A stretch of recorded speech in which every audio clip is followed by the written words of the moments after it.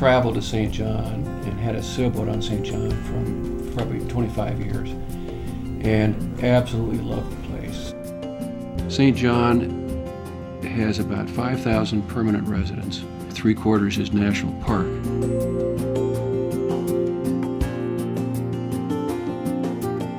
At the same time, St. John has a real asset in assessed value of property because there are a number of homes there that are $10 million.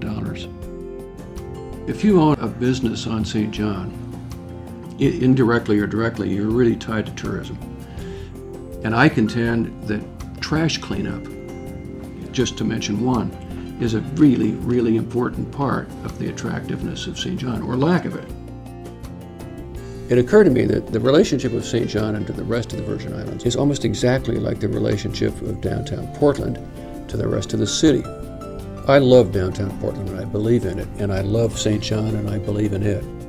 What St. John and the downtown have is enormous property values, but they also don't have the votes to attract the attention of the political leaders. The attempt has been to put together the people who can explain how downtown Portland managed to do for itself what I think St. John can manage to do for itself.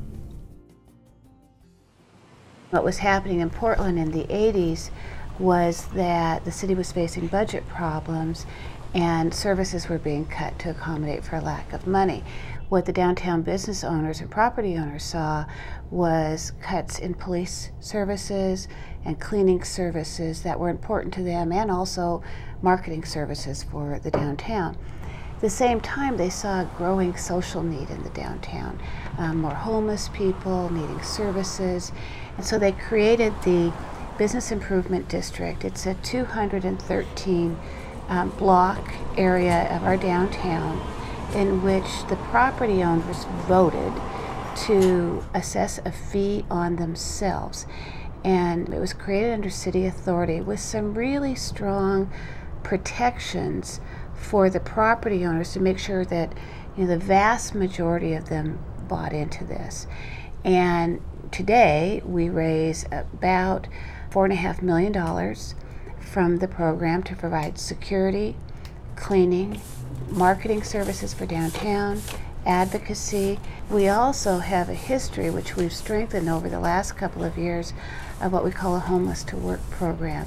So some of these funds that we get, we actually hire a premier agency that serves homeless people in our central city, and they help get these people to services, get them off drug and alcohol addiction, get them job training, and give them entry-level jobs. And one of the very first jobs they get are street cleaning services. We hire those previously homeless people to do our street cleaning services in downtown. It's an incredible partnership and one that works for everybody, and we're really proud of it. When we look at our objectives and our goals, our number one priority is the advancement of business, because we truly believe that does advance the entire region. The dollars that are generated by this Business Improvement District go towards creating the livability and enhancing the livability of downtown for everyone. That includes people who are visiting the area. So it's a very significant investment that the property owners have committed to making.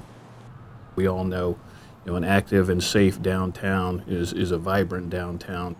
I think we all share the perspective that, once again, if we promote positive business and positive economic growth, we're all working for each other and we're all working together towards the same objective. We set the program up back in 1988, where we actually hire retired police officers to perform our security services in downtown. And they patrol in downtown during about 18 hours a day. We actually pay the full salaries for 3 police officers with the Portland Police Bureau, and their job is to ride bicycles around our downtown.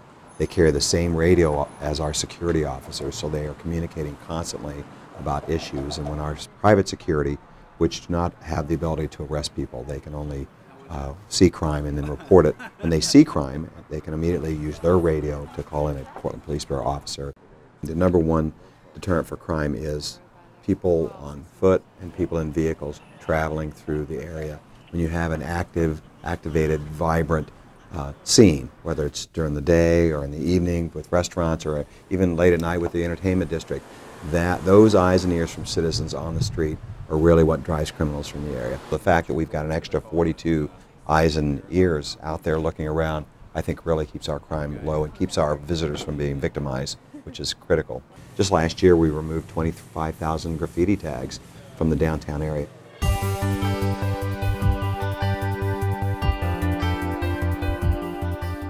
We like to say an attractive area is an active area.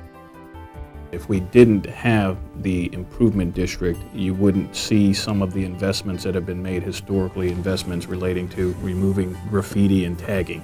And you take it for granted until you go to a city that doesn't have something like this and you look at the walls and it's not attractive.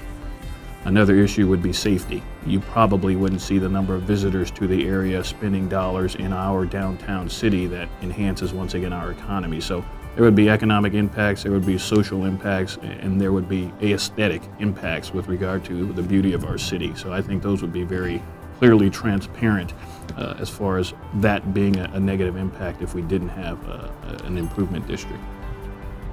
St. John thrives on tourism, and it's competing with a lot of other parts of the world, even other parts of the Caribbean, and we need to make sure that we match the expectations that tourists have of a safe, clean, wonderful St. John.